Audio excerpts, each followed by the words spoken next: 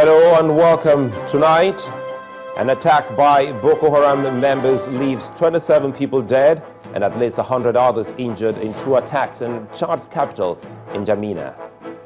Back in Nigeria, two bomb attacks in Potiskum, the commercial nerve center of Yobe State, leaves about 10 people killed. Speaker of House of Representatives, Honorable Yakubu Dogara, says the 8th Assembly will focus on the petroleum industry bill once the House commences legislative business. As the curtains are drawn on the AU summit, South Africa says that it would look into how Sudanese President Omar al-Bashir managed to leave the country in spite of a court order preventing this. On business news tonight, Nigeria's immediate past Prime Minister of Finance, Dr. Ngozi Okonjo-Iweala, says blocking leakages in the civil service will improve government revenue generation. And on sports news tonight, 16 athletes invited to camp as Team Nigeria prepares for the IAAF World Youth Championships in Colombia.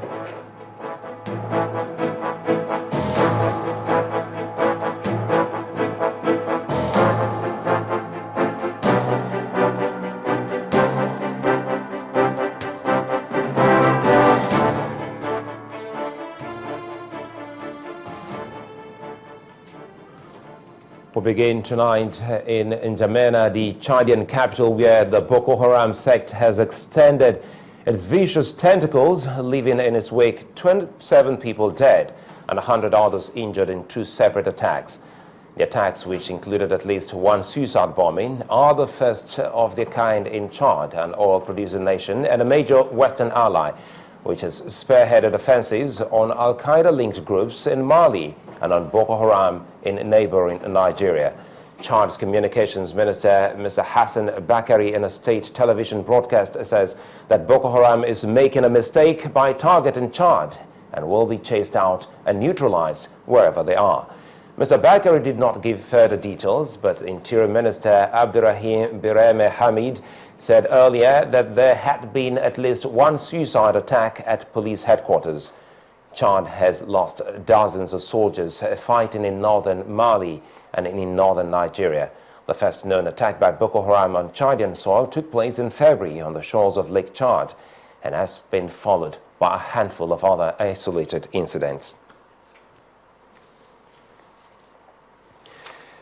In other place here back home in the country, 11 people have been confirmed dead and several others injured following a double suicide attack in Potiskum, Yobe State's commercial hub. Two suicide bombers believed to be members of the Boko Haram sect launched the separate attacks in different locations within Potiskum.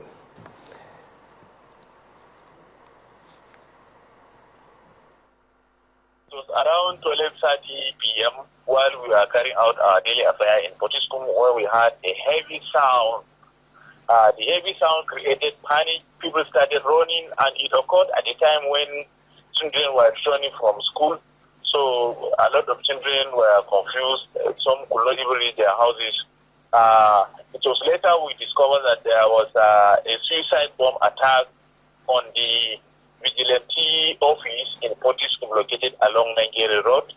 The suicide bomber pretended to be a stranger when he went to the vigilante office asking for somebody, and he detonated the bomb, killing the commander of the vigilante in Potiskum called Alhaji Ado alias Commander, and other two members of the vigilante and some other people. Another blast occurred at one local beer joint called Dorawa in Potiskum. The suicide bomber was sighted approaching the beer parlor when some Samaritans suspected him to be carrying the explosive device. One of them approached the man and held him as if they were dragging him.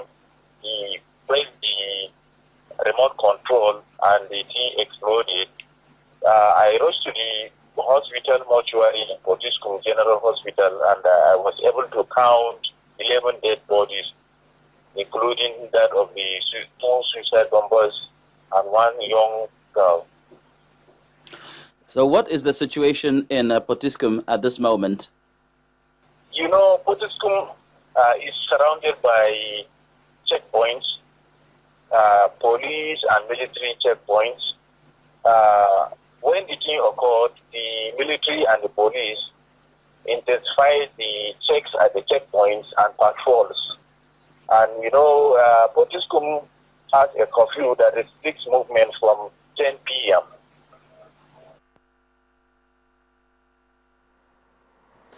An eyewitness who spoke to our correspondent Charles Eruka earlier on the incident that happened in Potiskum today. In other news, in Edo State, south of Nigeria, some internally displaced children are determined to get the education they deserve, even if it means traveling thousands of miles to achieve that.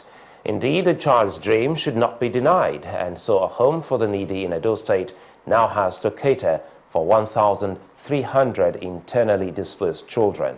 Our next report takes a look at internally displaced children's quest for qualitative education far away from home and the challenges it's posing for those involved.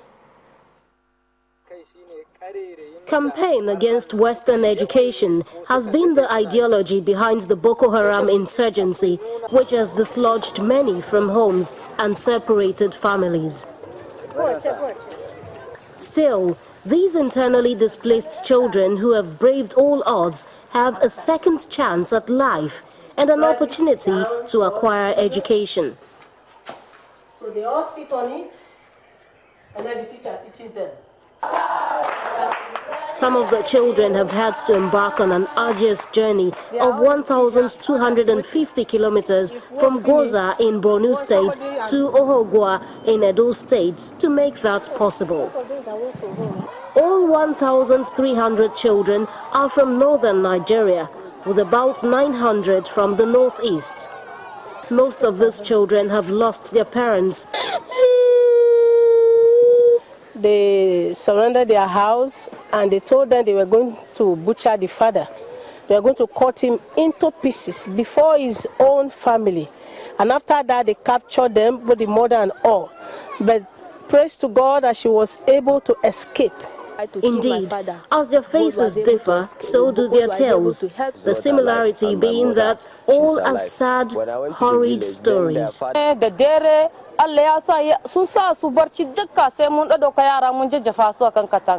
night, they all slept up. We now carry all the children and throw them through the wall. The hope of free education inspires their journey to Christian Home for the Needy, set up by International Christian Center in Ohogwa on the outskirts of Benin City, Edo State. Accommodating and feeding 1,300 persons has not been easy. We give the children different kinds of food. If we are cooking rice, we set 12 of these. That's 6 bags of rice for one meal. There are 50 in a group.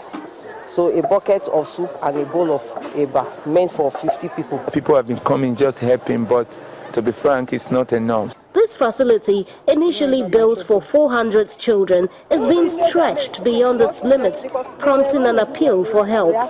It's even more uncomfortable when it rains. You can see the school is overstretched, but we have uncompleted buildings. We will be glad for people to help us, complete it, roof them, and give us chairs and tables and chalk and writing materials to help the children.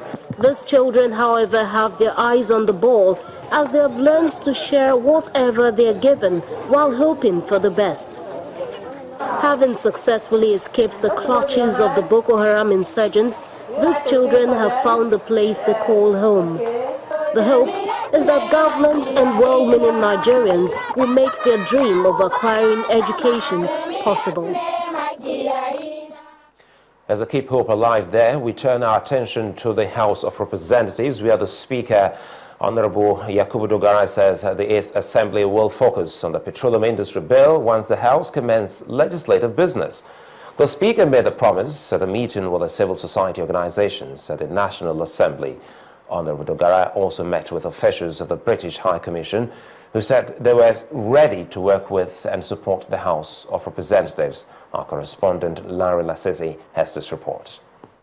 Members of the Nigerian Civil Society Situation Room meeting with the Speaker of the House of Representatives, Honorable Yakubu Dogara.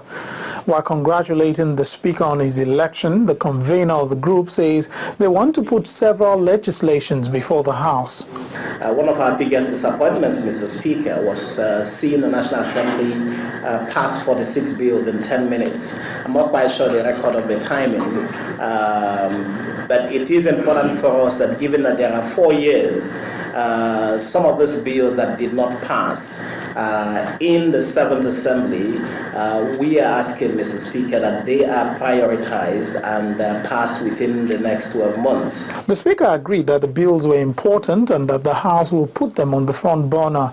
He also spoke about his concern for transparency on the issue of the salaries and allowances of lawmakers.